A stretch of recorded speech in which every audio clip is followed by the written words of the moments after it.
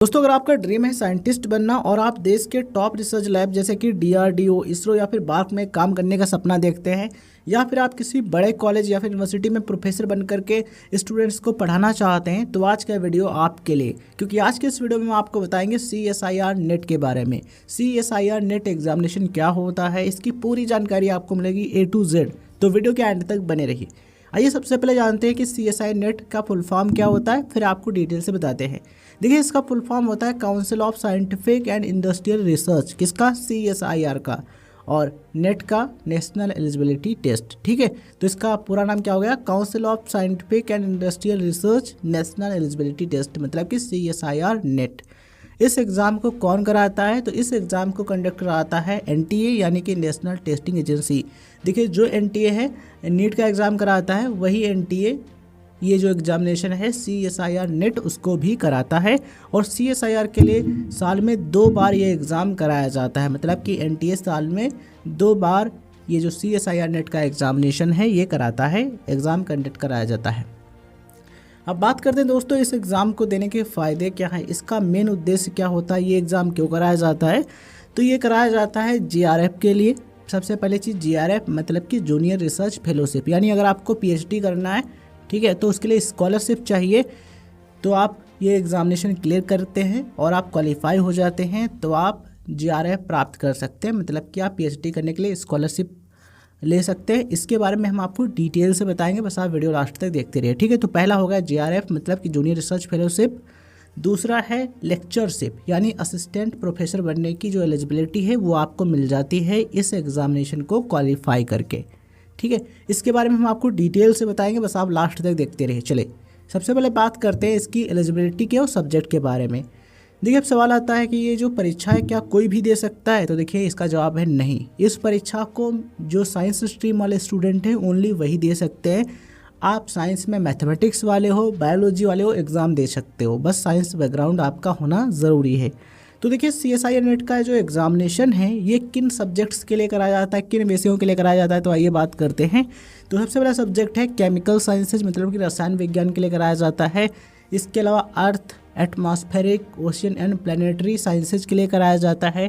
Life sciences के लिए mathematical sciences, physical sciences. ठीक है, तो ये जो सब्जेक्ट्स हैं इन पर ये जो एग्ज़ामिनेशन है ये कराया जाता है।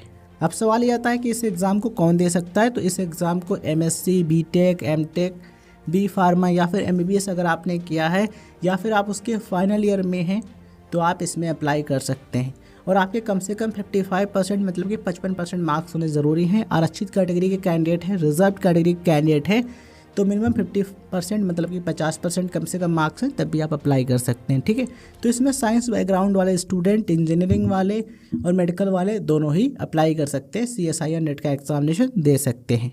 ठीक है, देखिए एक ज़रूरी बात, जो स्टूडेंट्स आर्ट्स, कॉमर्स या फिर ह्यूमैनिटीज़ वाले हैं, तो जैसे कि हिस्ट्री, पॉलिटिकल साइंस, कॉमर्स, ये सब्जेक्ट अगर आपके पास थे तो आप UGC नेट का एग्ज़ाम दे सकते हो, बट CSIR नेट एग्जामिनेशन नहीं दे सकते हो, इस चीज़ का ध्यान रखना।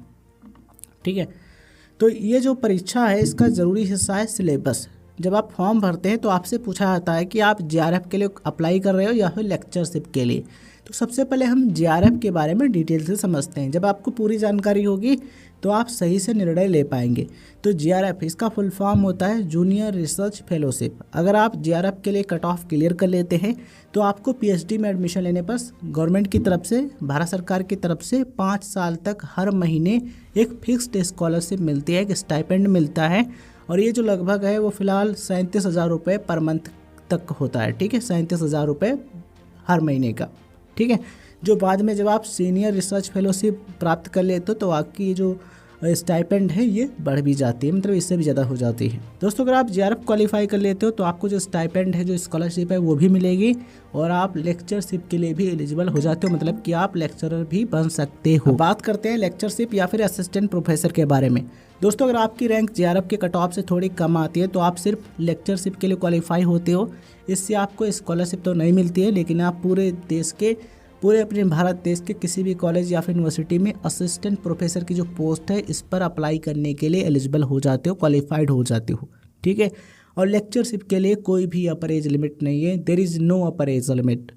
चलिए अब बात करते हैं इसका एग्ज़ाम पैटर्न क्या होता है, इसके बारे में समझते हैं। देखिए, यह एक 3 घंटे का कंप्यूटर बेस्ड टेस्ट होता है, मतलब कि CBT एग्ज़ाम होता है। इसमें 3 पेपर देखिए ये जो पेपर है 3 पार्ट में डिवाइड होता है, पार्ट ए, पार्ट बी और पार्ट सी।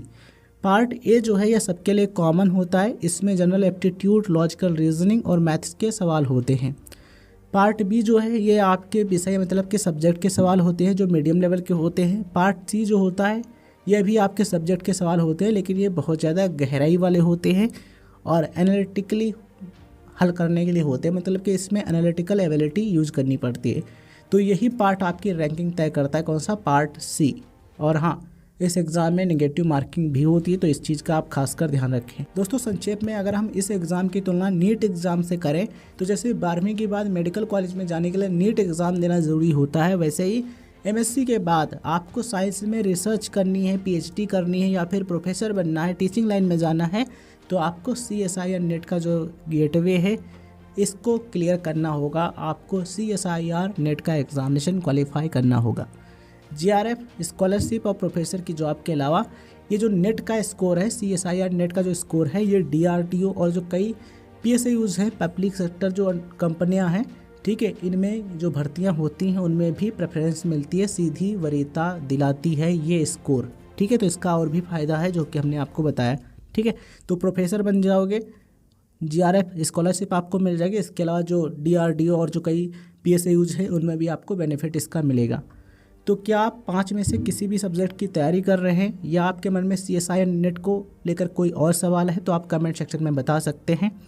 और ये वीडियो जानकारी आपको कैसी लगी कमेंट में ज़रूर बताइएगा। ये जानकारी आपके लिए काम की थी या फिर नहीं थी, ये भी आप कमेंट सेक्शन में बता सकते हो। और टेलीग्राम चैनल और व्हाट्सएप चैनल को ज्वाइन कर लेना, लिंक डिस्क्रिप्शन बॉक्स में मिल जाएगा। हम आपके लिए ऐसे इंपॉर्टेंट और इन्फॉर्मेटिव वीडियोज़ लाते रहेंगे। धन्यवाद दोस्तों, जय हिंद, जय भारत।